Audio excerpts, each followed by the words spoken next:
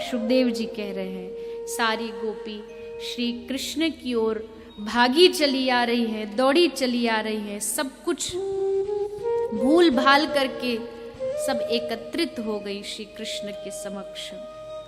लेकिन भगवान ने क्या कहा? स्वागतम वो महाभाग, आओ आओ गोपियों, तुम सबका स्वागत है। और आज तो प्रेमी कृष्ण उपदेशक कृष्ण बन गया। बड़े बड़े लंबे लंबे प्रवचन देने लगे, बड़े बड़े उपदेश देने लगे। भगवान कृष्ण गोपियों को कह रहे हैं, अरे गोपियों क्या क्या कर रही हो तुम? कैसे तुम यहाँ आधी रात को भागी दौड़ी चली आई? तुमको जरा भी संकोच नहीं हुआ? तुमने जरा भी सोचा नहीं कि लोग क्या कहेंगे? मन में कोई लाज लज्जा? और सबसे बड़ी बात तो तुम सब गृहस्थ धर्म को जीवन व्यापन करने वाली हो। पति तो देवता होता है, उसे त्यागना नहीं चाहिए। गोपी हंस रही है। हाँ, और कहो, और बोलो, सुन रही हैं। पहले तुम बोल लो, अपना उपदेश पूरा कर लो। कृष्ण बोलते जा रहे हैं, बोलते जा रहे हैं, और गोपी सुनती जा रही है। लेकिन फिर बारी आई गोपियों की। श्री कृष्ण कहते हैं कि वापस चली जाओ। ये बात कृष्ण ने पहले भी कही थी। जब यज्ञ पत्नियां आई थी भगवान के पास, तो भगवान ने यज्ञ पत्नियों का भोजन स्वीकार किया। भागवत का ही प्रसंग है। तो यज्ञ पत्नियां बोली कि प्रभु, अगर अब हम वापस जाएंगी तो हमारे पति हमें स्वीकार नहीं करेंगे, तो अब क्या करें? भगवान ने कहा, नहीं, मैं वरदान देता हूँ, साक्षी इस आकाश के नीचे बैठ के मैं साक्षी देता हूँ कि तुमको तुम्हारे पति सहर्ष स्वीकार कर लेंगे। तो यज्ञ पत्नी लौट गई। कृष्ण ने कहा और ये चली गई। पर गोपियां ऐसी नहीं है, लड़ेंगी, तर्क करेंगी, पर तुम्हें छोड़ेंगी नहीं। गोपी कहती हैं, ये उपदेश सुनाना है ना तो उनको जाके सुनाओ जो धर्म के लिए जीते हैं। हमारे लिए धर्म, अर्थ, काम, मोक्ष कोई मायने नहीं रखता। हे कृष्ण, कोई दावानल से तप्त हाथी जलता हुआ गंगा के पास पहुंचे और गंगा कह दे कि नहीं, लौट जाओ, तो इससे बड़ा अधर्म क्या होगा? हम विरह से तापित गोपियां तुम्हारे पास आई एक आशा लेकर के, और तुम भगा रहे हो, धर्म का उपदेश दे रहे हो। हमने पूछा तुमसे धर्म के बारे में? अरे तुमसे धर्म के बारे में पूछता जो है उसको जाके धर्म का उपदेश करो। हमें चाहिए ही नहीं आपके धर्म का उपदेश। ये बेकार की बातें हमारे सामने मत करो। बताओ, प्रेम देखो, कोई सोचने में भी बुद्धि चक्कर खा जाती है कि जिस धर्म के लिए हम दिन रात भागते हैं, गोपी उसको कहती है बेकार की बात मत करो। कृष्ण को कह रही है बेकार की बात। कृष्ण एक शब्द बोल दे तो वेद प्रकट हो जाए। गोपी कहती अपना मुंह आप बंदी रखो तो अच्छा है। हम आपकी बेकार की बातें सुनने यहाँ नहीं आई हैं, धर्म का उपदेश सुनने नहीं आई हैं।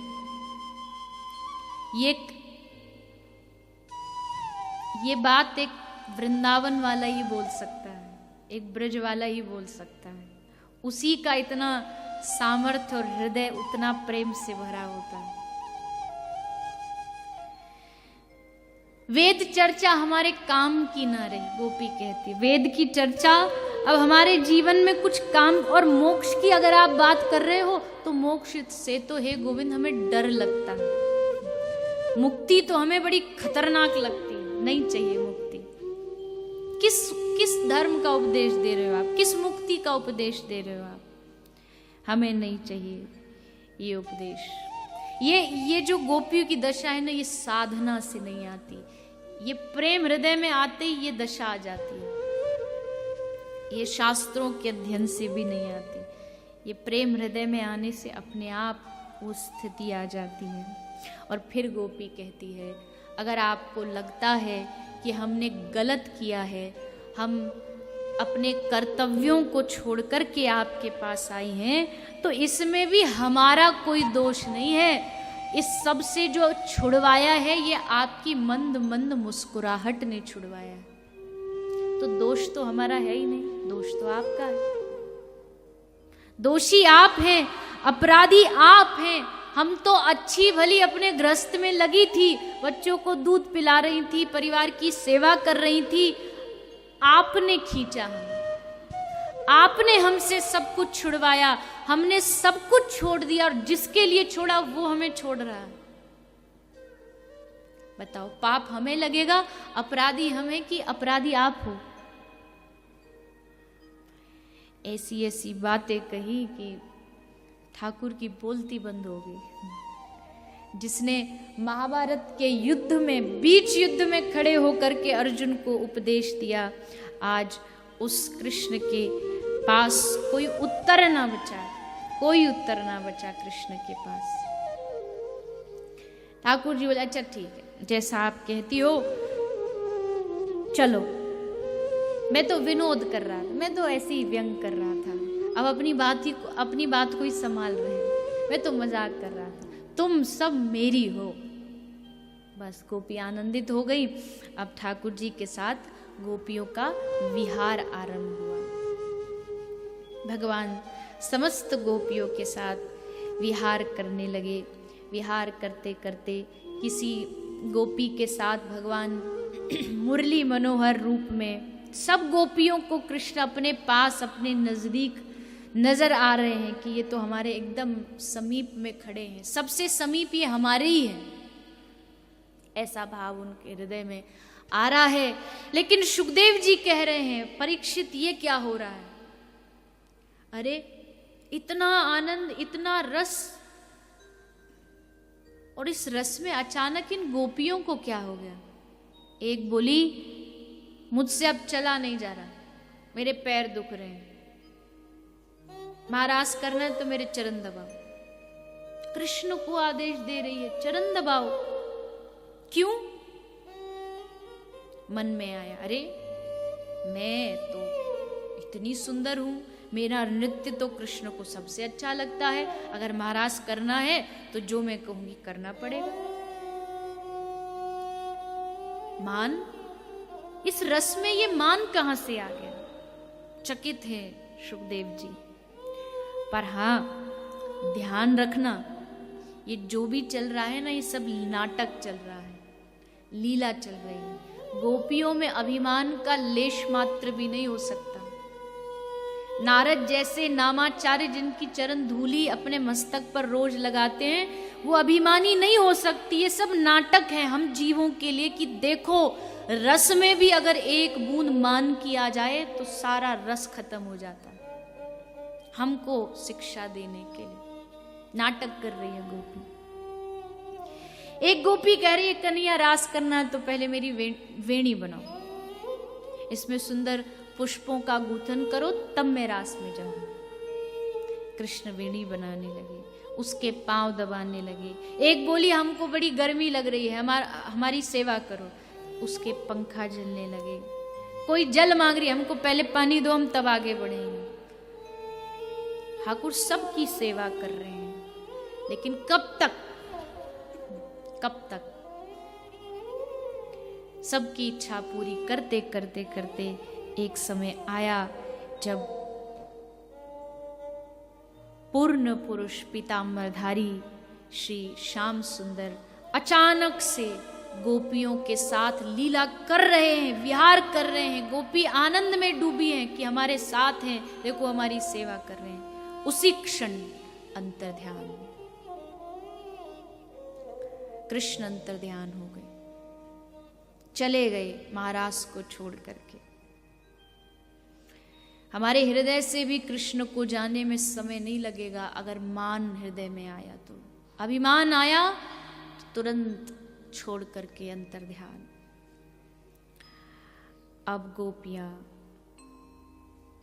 उनके आर्त से, उनके चीख से पूरा वृंदावन गूंज उठा। आज निकुंज में विलाप ही विलाप है चारों ओर। हाय, हमारी जैसी अभागिन कौन होगी? हमें इतना सुख दे रहे थे वो, हमें इतना आनंद दे रहे थे वो, और हम गोपियों ने अपने आप को ही इस तुच्छ देह को बड़ा मान करके अपने आप को बड़ा मानने लगे। अब गोपियां आपस में खूब क्रंदन करती हैं। ललिता कहती, ये सब मेरे कारण है, ये सब मेरे कारण है। मैंने ही अपने हृदय में ये भाव लाया कि ये मेरी सेवा करें, इसलिए वो छोड़ करके चले गए। चंद्रावली बोली, नहीं नहीं, आपके कारण नहीं, अपराधनी तो मैं हूं। वो इतना प्रेम दे रहे थे और मैं उनसे सेवा करवा रही थी। सबसे बड़ा अपराध तो मैंने किया है, मुझे तो मर जाना चाहिए, इन प्राणों को त्याग देना चाहिए। हमारे श्याम सुंदर कहाँ हैं? हे वट, तूने तो देखा होगा, तूने तो देखा है, तभी तो तेरे चेहरे पर मुस्कुराहट नजर आ रही है। तूने श्याम सुंदर को देखा है। तभी दूसरी गोपी बोली, अरे इससे क्या पूछती है, ये बूढ़ा आदमी। श्याम सुंदर गए भी होंगे तो बुढ़ापे में इसको क्या याद रहा होगा, इससे मत पूछो, आगे बढ़ो। आगे सखी पूछ रही हैं, हे मल्लिका, हे मालती, बता न श्याम सुंदर कहाँ गए हैं। हे वृंदे, तुलसी को पूछती, हे वृंदे बता श्याम सुंदर कहाँ हैं? तू तो उनकी प्राण प्रिया है, तुझे छूते हुए वो यहाँ से गुजरे होंगे, तूने उनका स्पर्श किया होगा। तभी दूसरी गोपी कहती, अरे इससे क्या पूछती हो, ये तो हमारी सौत है, इसको पता भी होगा तो भी नहीं बताएगी, इससे मत पूछो, आगे बढ़ो।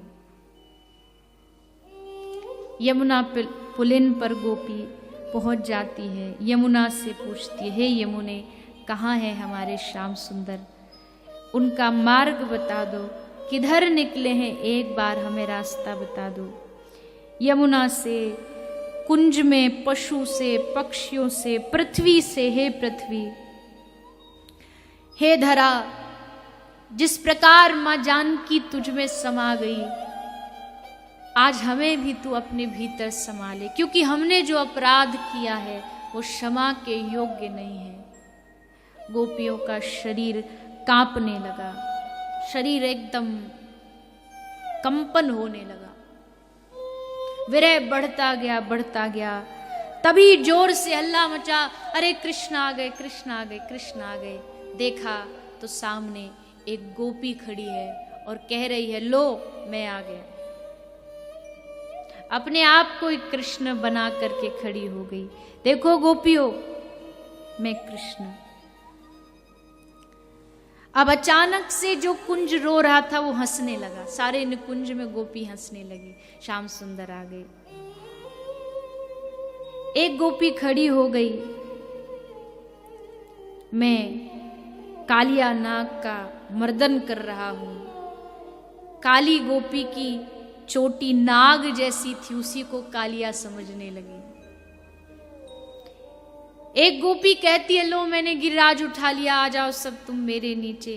अपनी चूनर को उठा करके गिरिराज बना करके खड़ी हो गई।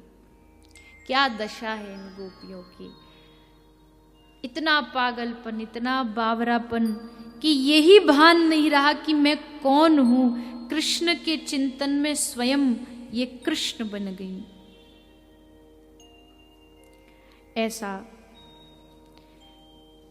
मन में भाव आता जा रहा था, तभी अचानक से इन सब गोपियों को एक रोने की आवाज, विलाप जोर जोर से सुनाई पड़ा। देखा कौन है, जाकर के देखती है कि पास में श्री प्रिया जी, किशोरी जी विराजमान है और क्रंदन कर रही है, रो रही है। हे प्रिया जी, आपको श्याम सुंदर कैसे छोड़ गए? क्या आपको भी मान हो गया? क्या आपको भी अभिमान हो गया? और कुछ लोग ऐसा कहते भी हैं कि गोपियों को छोड़ के भगवान श्री जी के पास गए। राधा रानी को फिर अभिमान हुआ, अरे कैसी बातें करते हैं, राधा रानी को अभिमान। कोई शास्त्र नहीं कह सकता कि राधा रानी को अभिमान हुआ हो, नहीं, कभी नहीं। और कृष्ण राधा रानी को भी छोड़ करके चले गए। राधा रानी ने कहा हमको कंधे ऊपर बिठाओ, हमसे चला नहीं जा रहा, तो ठाकुर जी छोड़ के चले गए। अरे ब्रज के रसिक कहते हैं कि जिस दिन कृष्ण ये कह दें तो कृष्ण ये सुन के तो बावरा हो जाता कि आज तो श्री जी मुझ पर रीझ गई हैं, मुझे इतनी अद्भुत सेवा दे रही हैं और कृष्ण छोड़ करके चला जाए। इससे बड़ी कृष्ण के लिए और कोई बात हो नहीं सकती थी कि श्री राधा रानी मुझे ये आज्ञा दे दे। और हम कहते कृष्ण छोड़ के चलाएंगे, नाच पड़ेंगे अपने सौभाग्य पर जिस दिन श्री जी ये बोल देंगे। धन धन राधिका के चरण, उनके चरणों को पाने के लिए तो दिन रात रोते हैं, उनको छोड़ के चले जाएंगे, ऐसा हो नहीं सकता। अंजन लगाने की सेवा दे दो, आज मावर लगाने की सेवा दे दो, हे किशोरी जी आज थोड़ा सा कोई सौभाग्य दे दो। जो दिन रात उनके सामने प्रार्थना करता है वो छोड़ के नहीं जा सकता है। प्रिया जी ने देखा कि श्याम सुंदर जब सब सखियों को छोड़ कर के उनके पास आए तो सारी सखी एकदम व्याकुल हो गई। अपना शरीर देह उनसे अब रोका नहीं जा रहा, शरीर एकदम जल उठा। तब प्रिया जी ने सोचा कि श्याम सुंदर तो हमारे साथ है, कितनी कृपा है लाडली जी की, देखो श्याम सुंदर मेरे साथ है और ये मेरी बेचारी सखियां कितना कष्ट पा रही हैं। इसलिए श्यामा जी ने सोचा कि मैं इनको छोड़ के अपनी सखियों का साथ दूं, उनके साथ जाऊं और उनका सहयोग करूं, धैर्य धारण करवाऊं। इसलिए श्री जी ने ये लीला की है कि श्याम सुंदर छोड़ करके चले गए और श्री स्वामिनी जी खुद कहती है श्याम सुंदर से कि हे श्याम सुंदर, ये थोड़ा उचित नहीं है कि आप उनको छोड़ के मेरे साथ विहार कर रहे हैं, आप चले जाइए, मैं भी उनके साथ मिलकर के आपको पुकारूंगी, आपका आवाहन हम गोपियां करेंगी, तब आप आकर के हम पर कृपा करिएगा। इसीलिए श्री जी ने गोपियों का साथ दिया, अभिमान नहीं। इस बात को मन से निकाल दीजिएगा। तब सब सखियों ने देखा, ललिता ने देखा, अरे हमारी स्वामिनी तो देखो यहाँ लोटी है, केश बिखरे पड़े हैं, शरीर एकदम जर्जर हो रहा है। तब इन गोपियों ने श्री जी को संभाला और फिर सारी गोपियां मिलकर के श्री श्याम सुंदर को